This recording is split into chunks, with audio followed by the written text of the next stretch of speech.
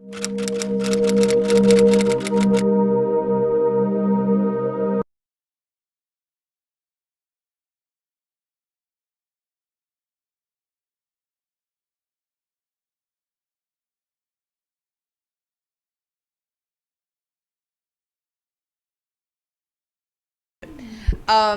I learn anything as an actor?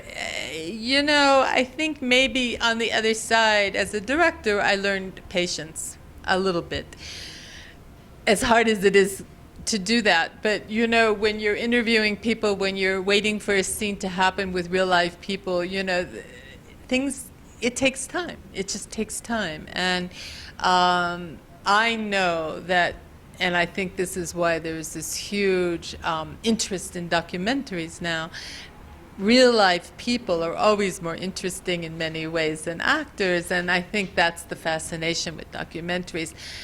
For me, doing the Kastner film, there were so many colors and emotions and you know, complexities of this, of the people that are in the film. People leave. In Israel, when we opened the film, the discussions would go on for hours outside. I mean, it's a good thing there was good weather.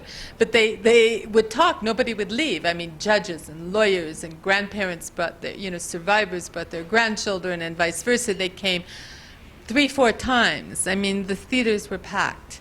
Now, Kastner, who was vilified in Israel, the film is shown every Holocaust Memorial Day, Yom HaShoah, on primetime television, which is huge. So the conversation is beginning. It helped. Well, I think the conversation has really progressed, as well as the understanding of what happened. Let's not forget, when Kastner, the trial of Kastner in 53, 55, it was a long time, this trial. People didn't really know, very bizarrely, they didn't really know very much about what happened to Hungary, especially during the war. They didn't understand it.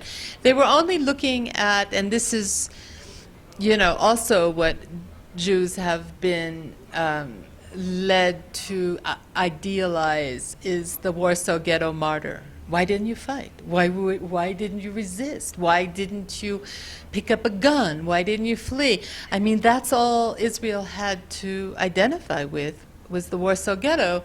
And it's interesting, Yad Vashem, of course, it says that the long name of Yad Vashem is the memorial for the martyrs and the resistance. Yeah. Also, Holocaust Memorial Day, Yom HaShoah, is the anniversary of the Warsaw Ghetto uprising. So all of this is about the martyrdom. So I think it's a much more sophisticated understanding now that there were other ways to resist, other ways to rescue, and this is what's happening now as well.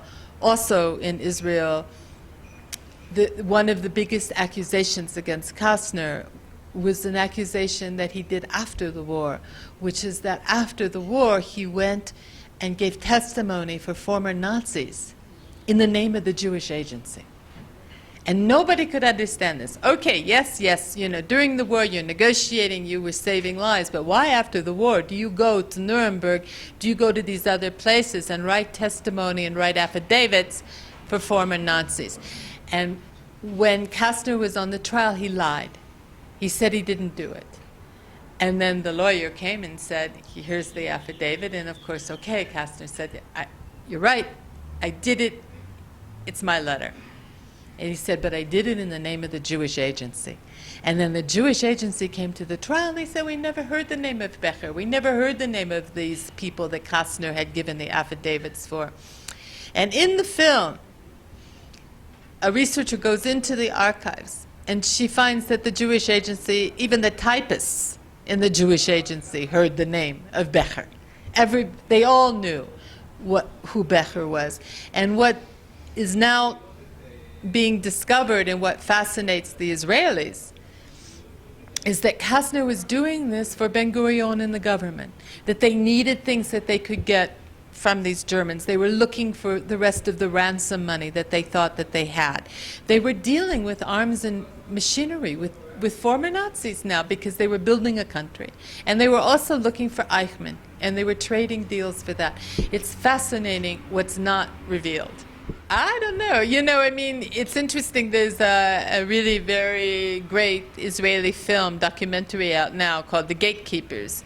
And The Gatekeepers, I don't know if it opened here, but The Gatekeepers is 5 former Shin Bet agents who find heads of the Shin Bet talking about what they did and what was the real truth at the time. So these things get revealed. I mean, that's what's so fascinating about history. It's like layer after layer. So I'm revealing something now, and in 10 years, who knows?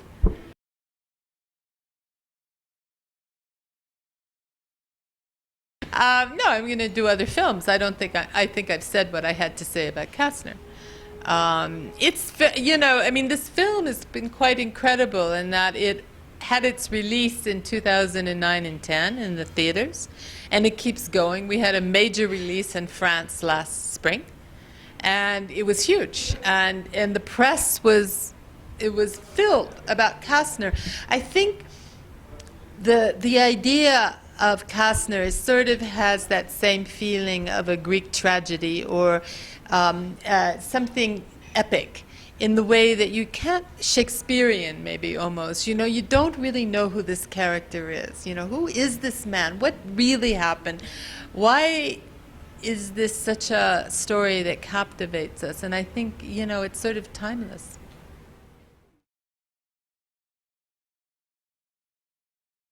Yeah, that's what's interesting. I mean, you never really know what the truth is at the moment. I mean, people who were vilified could end up becoming incredible people afterwards, or vice versa. Yeah. I mean, that's what's so interesting about Kastner is that what is the truth? And also, I think another thing is, how do we decide who our heroes are? I start the quote with the Brecht quote from Galileo. You know, is that, yes, lucky, you know, lucky the country that has a hero, and then unlucky the country that needs them. Exactly. And the problem is that we elevate our heroes, and they have nothing to do with reality, often.